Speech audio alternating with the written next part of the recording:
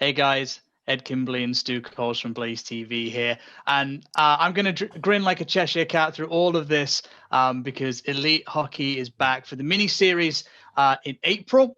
And if you haven't heard the news, it's going to feature the Coventry Blaze, the Manchester Storm, the Nottingham Panthers, and the Sheffield Steelers in a short format leading to a final to crown a champion. And well, it's been non-stop for our guest, head coach Danny Stewart, for the last couple of weeks, I guess.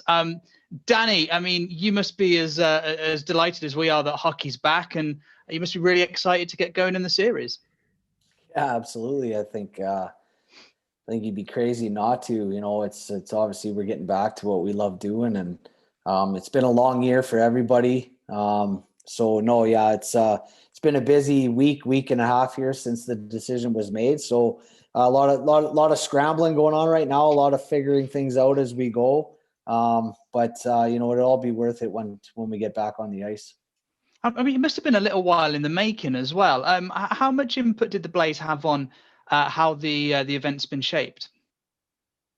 Well, I think it's been mainly the you know, the four owners of the four teams, and little bit of input from the coaches in certain areas, but you know, it's been mostly them. And you know, obviously Mike Hicks has played a big part and behind the scenes. So you know, that, like I said, this is new for everybody. So you know, we're just trying to scramble, as I said, and put everything in place. And like I said, things pop up that you didn't foresee, and as you do, you got to make decisions and where you go. So it's like I said, it's new for everybody, but I think so far everyone's, for the most part, done a pretty good job. And generally speaking, I think the guys who run the Elite League media have done a really good job of kind of whipping up the buzz. Not that it necessarily needed it much, because I think everyone's just excited to get hockey back. But the draft on Monday really was a wonderful idea. I don't think we've ever had anything like that in the UK. I guess some of the North American guys will have experienced it before, you know, for various drafts in various leagues. Do you know where that idea came from? Because it was inspired. I couldn't tell you whose idea it was, but it was a good idea. You know, I know speaking to the other coaches, we really enjoyed doing it. Some coaches around the league, and I mean, you heard Todd Kelman saying he was jealous that he couldn't do it. So it was fun. It was fun, you know, having the ability to, I guess, for the first time in my coaching career and in my position as director of hockey as well. Like, you know, even now we still have the opportunity to make a couple trades if we feel it's necessary, and Wow. it's fun. It's fun. It's you know, I think everyone is enjoying it right now. You mentioned that I think you talked to Sam Duggan when you drafted him to make sure that he was going to be here coming over from Sweden. How much contact did you get to have with the players before draft day? Not a lot, because you couldn't go through every guy, and you didn't have an idea really who was going to be available, and you just kind of did as much as you could to make sure that, you know, because we knew obviously we had Ferreira protected and he's still playing, and then I had a good feeling that, you know, Hammond was going to be the guy available when it came to our turn. So, but obviously we couldn't leave him on the table. I mean, if we left him off and he became available, then you'd look quite silly, right? So, so knowing that, we wanted to make sure that, you know, most of the guys had the ability to play. So we didn't want to get caught with four possibilities. Then you're really messed up. So, no, Sam, it was clear, obviously through Andy's connections with GB. I got to know that he was on his way back for this thing, and his Swedish team was perfectly fine with him coming back for it. So, we were aware of that before the draft. Awesome. You said you had a lot of fun with the draft as well, but it was quite clear that everyone was taking it pretty seriously from the coaches. I mean, Guy Doucette running off to have a quick conflab with Tim Wallace a couple of times. I guess that was important just to get the right kind of players, because at the end of the day, you want to win it. Yeah, it's, you know, you obviously, you got your roster in front of you, and what, you know, with 8 imports, you're trying to piece in where those imports will fit, and then you're just trying to pick away at your roster around that. And you know, I think the route, Keno and I spoke a lot, you know, with the days leading up to it, and I think the route we we kind of seen it as, it wasn't for us. It wasn't just about trying to get the best players. You know, we wanted to use it. You know, this mini series is key for us in also the future. You know, especially with our British core. You know, it's an opportunity for us to give guys situational minutes that they're not used to. You know, Jordan Headley will get some starts during this thing. You know, David Clements might get some special teams play. You know, Venus and Forbesy will get additional minutes. And you know, and we also wanted to bring in some younger Brits that we maybe have noticed throughout the last couple of years, and maybe are on the upside. And you know, because you're Brit, we've got a great Brit core, but there's going to come a day where, you know, maybe a guy moves on or whatever happens, and you have to add somebody to replace them. So this gives us an opportunity to look at, you know, 4 or 5 Brits that we normally would have no opportunity to have a look at. So we kept that in mind coming into the draft, and that's the route we went. If you look at our roster, we've got many young and up and coming Brits. Yeah, that said, your protected list, I guess, was a bit of a no-brainer. You had 5 regular first team imports. So I guess you had the easiest job out of the lot. Yeah, it was a no-brainer for us. Like we said, we really feel like we have arguably one of, if not the best Brit core in the league. And that hasn't happened overnight. That's happened over the last, you know, 3-4 years. Venus has really come into his own the last 2 years. Clements as well. Forbesy has increased his ice time and been a big part of our PK.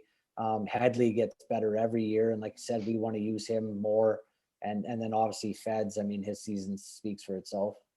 Well, statistically speaking, that's true. You had the 2 top point scorers for Brits in the league last year. Stu, should we start rattling through some of the picks? Yeah, let's maybe look at the back end to start with, and probably the first one that maybe to cover is Paul Swindlehurst.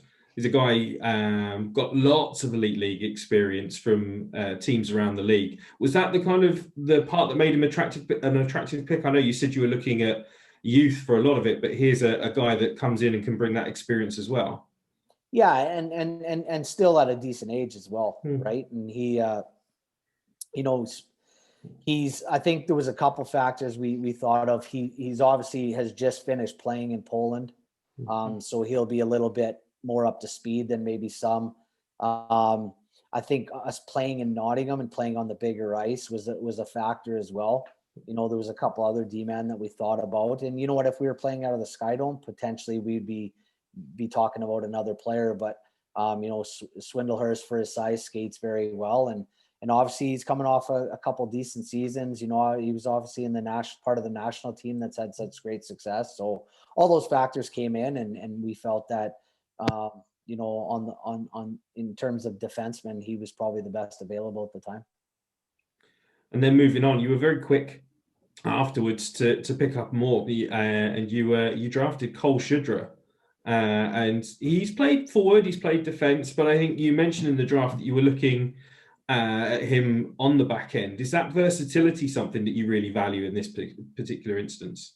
I mean, versatility is always good to have, but I'll probably surprise a few people with Cole. I picked him because I think he's got some experience. Now there's probably some bigger names on the board when I picked him, but I see him as a D-man. I've seen a lot of him. I mean, right from, I think I taught him at hockey school to I taught with him at hockey school, and then I've seen him with the Steelers. I've seen him down at, you know, with the Steel Dogs in Telford, and I think he's really steady. He's got a good hockey brain, and I see him as a D-man. Every time I seen him play, I was like, he should be a D-man. He should be a D-man, and I think, you know, we're gonna, with this taxi squad now added to our roster, we're gonna have 22 guys there. So I mean, you know, unless, you know, you're really unfortunate with either injuries or, you know, worst case scenario, some COVID situation, you know, he's going to be a D-man for us. So, you know, I guess emergency situations, it's nice to have, but for us, he'll be a D-man. And you mentioned now that the taxi squad has been added. Does that give you more flexibility with your lineup? Just to, you know, if you've got those minor bumps and knocks as you're going through, you know, it's a pretty intense schedule for the sort of 5 weeks that it's going to be on for.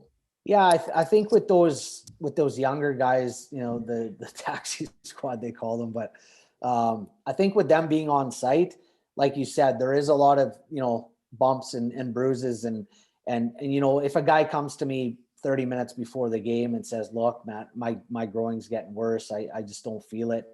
They're on site. I can bring them right in and throw them in the lineup. Whereas the way it was going to be is they were going to have to commute if we needed them, and the time frame wouldn't allow that. So it's good to have them. And listen, I think more importantly, it's good for those guys. I've talked to all three of them. They're super pumped. They're excited. They can't wait to be around the pros day in, day out for 5 weeks, and and you can almost guarantee they'll get an opportunity at some point. One of those guys is defenseman Sam Russell, who's at Coventry University, so obviously in the area, but also he's played for Milton Keynes. He's had some time in North America. One of those players that you mentioned is definitely one for the future. Could be potentially. He's great attitude. I was taken back by his attitude in the couple of times I've spoken to him, and he's so eager to learn and so eager to get better, and that's something that's really, really valued for us at this level. And he it could be, this is going to be a great opportunity for us to get a really good look at him. And the maybe the final one at the moment at the back end is netminder Will Bray. Obviously, you've got some experience with him because he's been around the Blaze a little bit, and he's still young. He's only 17, but he's had a couple of years with the under-20, so he's obviously got some talent there. Yeah, no way. And I'll be honest with Bray, I haven't seen as much of him as maybe some of the other guys. And every time they're playing, we're pretty much playing, so it's tough to get to those guys and see them. But I've heard great things about him, and like I said, this was an opportunity for us to obviously commit to some local guys, and with him being the age he is, this allows us to get a really good look. He'll be with us for 5 weeks training, and like I said, there's probably a good opportunity he gets into a game. I don't know if he'll get playing time or not yet, but with a lot of games in such a short time frame, there's probably a good chance that maybe he sees some action. You mentioned on the live draft that you felt that the defense was there maybe lacking in depth in the draft, and there wasn't quite the number of it out there. But you seem pretty happy with what you've come away with. Is that the case? Yeah, I think so. Obviously with guys like Stevie Lee and Mark Richardson and, guys like that are away playing still, and, Ben O'Connor dropping out of the draft, and I believe Travis Earhart has not, didn't enter the draft as well. That's 4 probably of the top D and GB last year. So I think that was a big reason for the depth kind of not being as deep. But yeah, I'm happy. We had kind of targeted 4 or 5 guys that we thought were the 4 or 5 best guys. We got 2 of them. So, that along with Clem gives us a great British core on the back end. And we got 3 guys that we can add to that. And speaking of adding to that, what do you think you're looking for maybe with the defensive core now with the imports? What would you like to add to that to really round it out? Well, some defensive reliability. I think with this, there's going to be some rusty guys getting some kinks out for a while. So I think there's going to be more mistakes, I think, than you're used to seeing in the Elite League. And it's going to take some guys time. And, by the time they're probably up to speed, you're probably hitting playoffs. So I'm going to look for an offensive guy, a guy that can run the power play and make us better in that department. But like I said, it's also an opportunity for a guy like maybe, David Clements to see some PP time on a second unit and see what he can bring. And then I think another thing will be just a top pairing steady Eddie, your Justin Hammond type guy or somebody in that nature. So somebody that, you can put on the ice in any situation and, to close out games as well. Edward? Cool. Yeah, thank you, Stuart. So to the forwards, I guess then, Danny, and the first pick that you took Mike Hammond, who's been around the league a little while. He's a very, very talented offensive guy. He's been around Denmark and the DEL2, where he's been doing well too. In terms of just pure ability, was he the best player in the draft? I mean, am I going to upset Laker if I say that he wasn't? It's a close one. I think they're two completely different players, and they both very good at what they do. I think, Mike Hammond's vision and his passing ability is as good as this league has seen. He showed his worth at playing against some of the best players in the world at GB.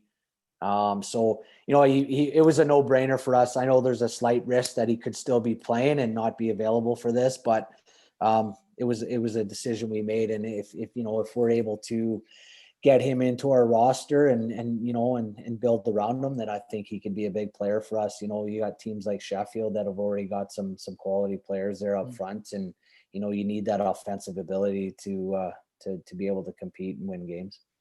Yeah, for sure. We already mentioned this guy a little bit, but Sam Duggan will be available for the entirety of this. And he's part of this kind of new wave of British players that we're seeing come into the league that have taken their junior hockey elsewhere, to Scandinavia, to North America. And he's already racking up a lot of pro experience with the Devils and doing very, very well. He goes to Sweden, where he's just finishing up, and he's done absolutely superbly there as well. You must be really excited that he fell down to number 14. And were you surprised he fell that far down? Yeah, I did. We when we chose at 11, we knew Sheffield had 12 and 13, and we were coming right back after them at 14. And I had it in my head that, okay, if I get my D-man and solidify my back end, I don't think Sheffield will take Waller and Duggan.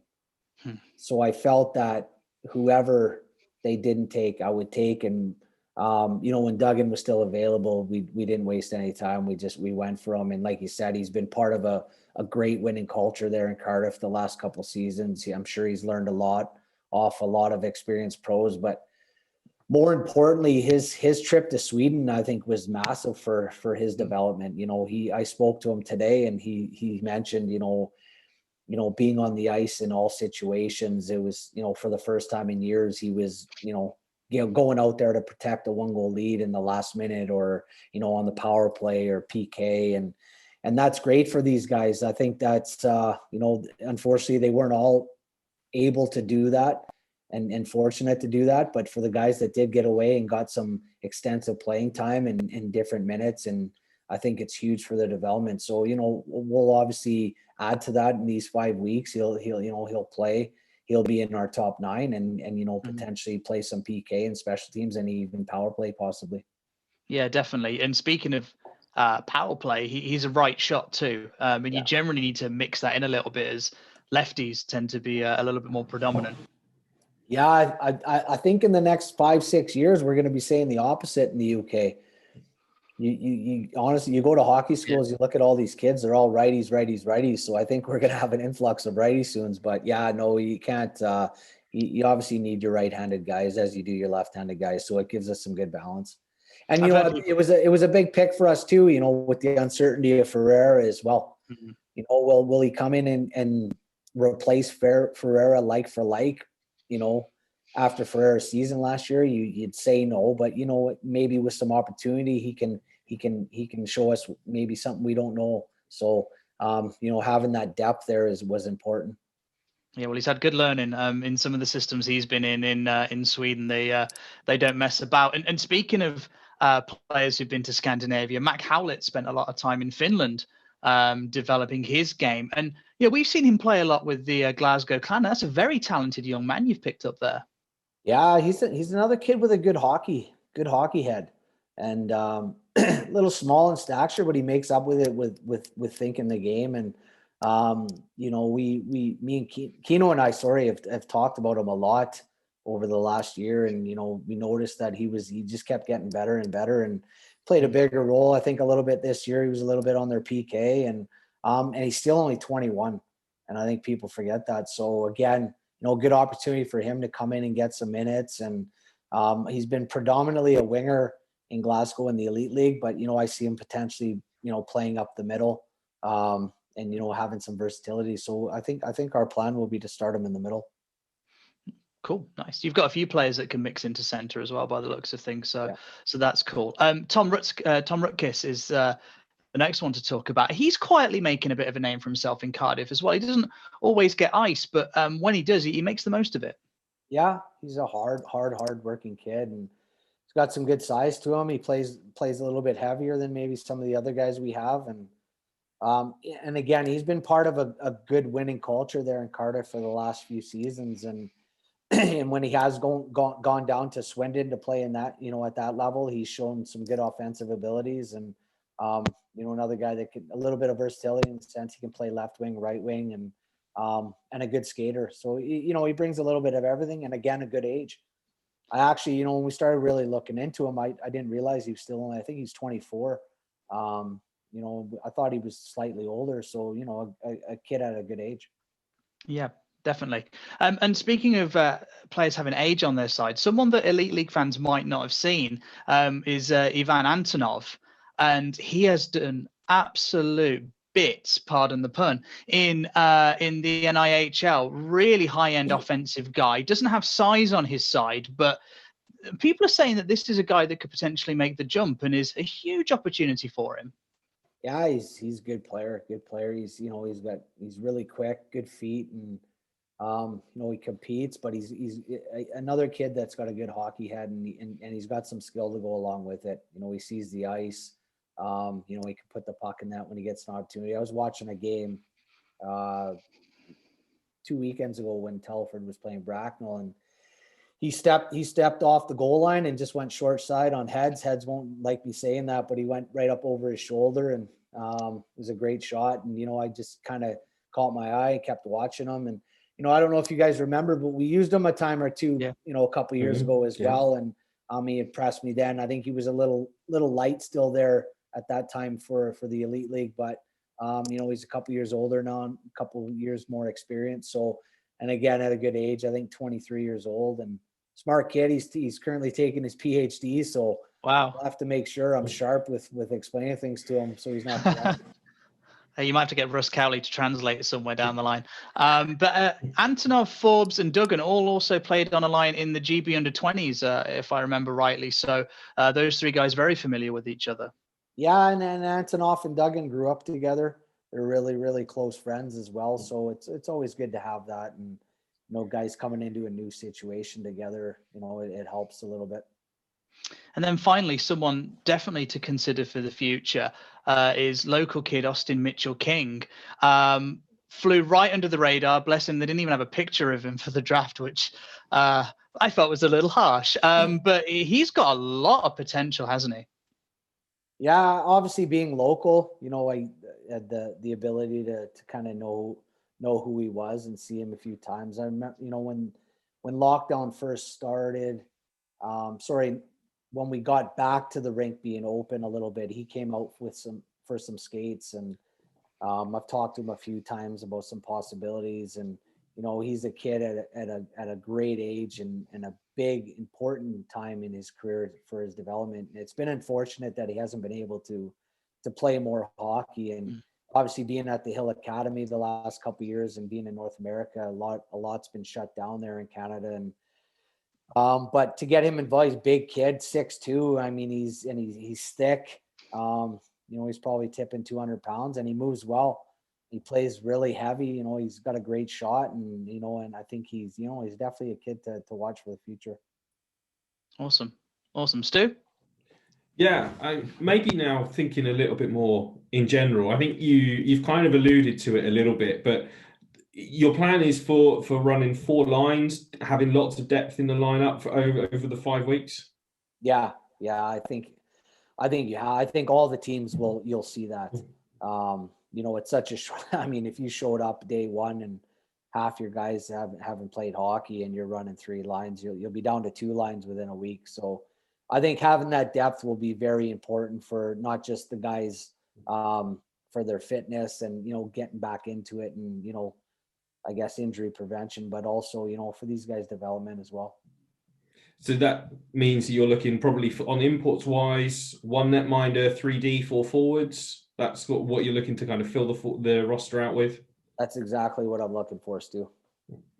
So with that, looking for those guys and the recruitment, though, the import players, are they getting in touch with you? Are you having to phone up agents and other players and contacts? How's it kind of working in this sort of scramble that you've had over the past week and a half? A bit of both. I think as every day passes, you get more and more.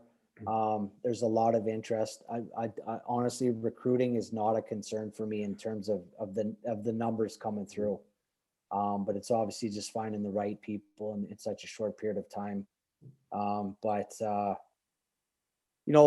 think one thing we had in mind was, we obviously want to compete in this thing. You never not want to compete, but it might be an opportunity to look at a couple players as well, like a shop window, and you might see an NCAA guy or two in this thing to have a look at and see what they can do and potentially be a target for next year. So I'm not going to say we're going to go all for guys like that. We did consider it, but with a lot of young guys on the roster, you want some experience and you want some guys to know what they're getting into. So I think you'll see a mixed bag between experienced guys and maybe a couple rookies as well. But the schedule perhaps allows you to do that as well, because if we're in the normal elite league, every game matters. 2 points is vital come the end of the season. It can mean the difference between playoffs or not, titles or not. Whereas here, you're going to get into the playoffs regardless. So you can take a bit more time and develop guys and have a better look at them.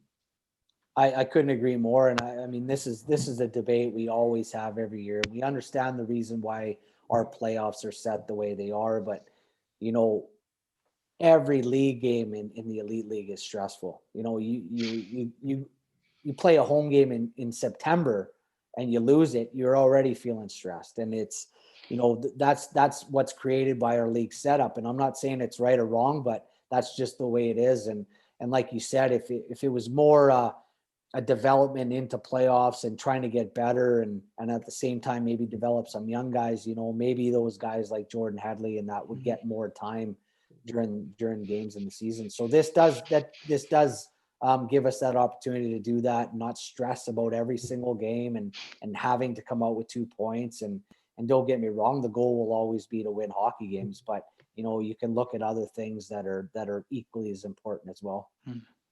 And the setup, all the games are in Nottingham. The Brits have been shared around through the draft. There's no travel now as well. Does that level the playing field a bit between all four of the teams? Are we likely to see a bit more parity between the four? Yeah, I think so. I think it's like rolling the dice sometimes, right? Like what people I think should realize is there's such an element of luck as well. Injuries, staying healthy, but immediate chemistry. Sometimes teams just show up and they click for whatever reason, and early success can do that. So, but yeah, I think before we get going, it's quite a level playing field, and I think just a few key things like I said, like staying healthy and guys gelling and some early success will be key to this thing. And you could be. And with a short playoff format, you could be the worst team for 3 weeks and go on a run in playoffs. So, like I said, you just take it one game at a time and just try to get these guys all on the ice playing hockey. And I think at the end of the day, that's the most important thing.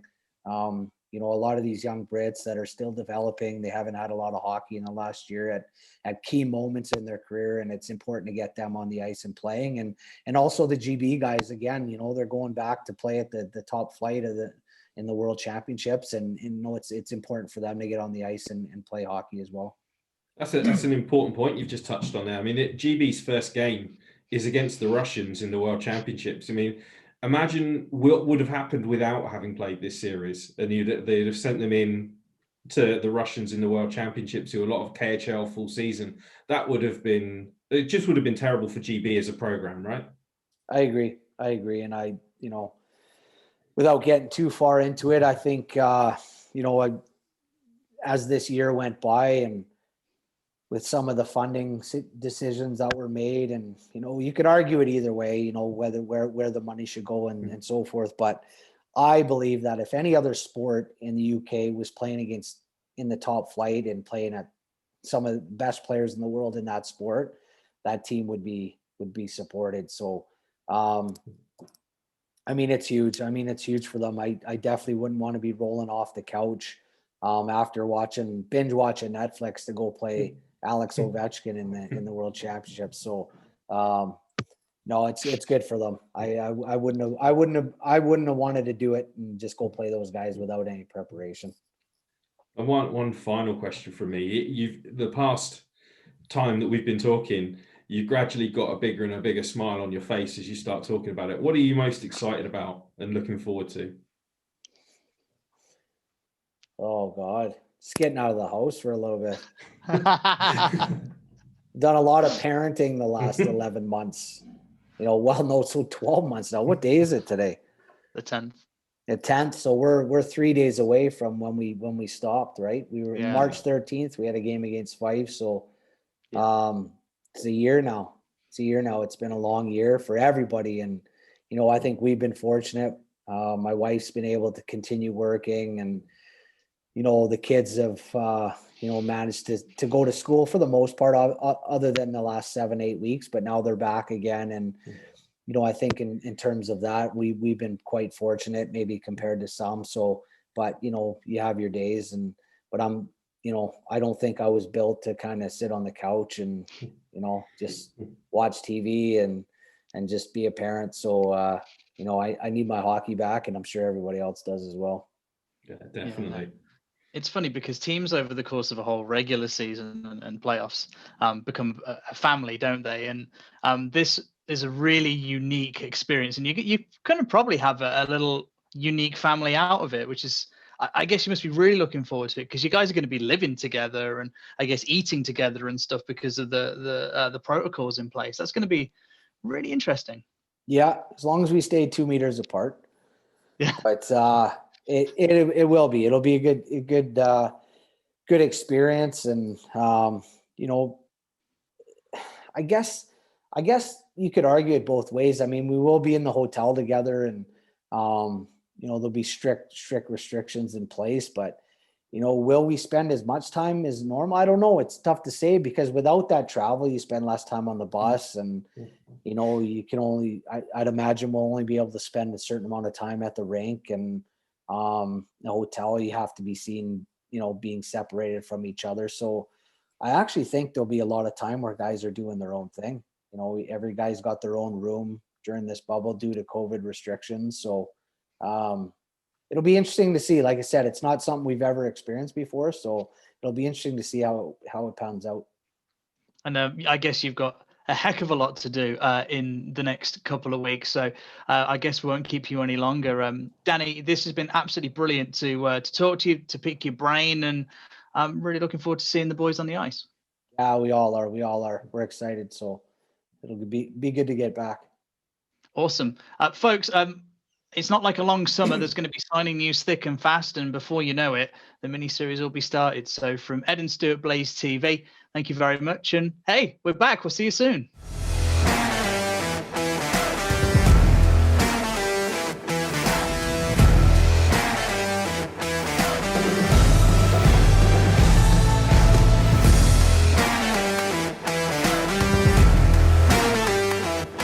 Might have a chance here. Charlie Corcoran! Oh, that's wonderful! On this power play, so no real true team, and it's shot comes in. There's the leveler! Vincent scores! Davies around row. Oh, what a goal! One opportunity for the Storm. Shot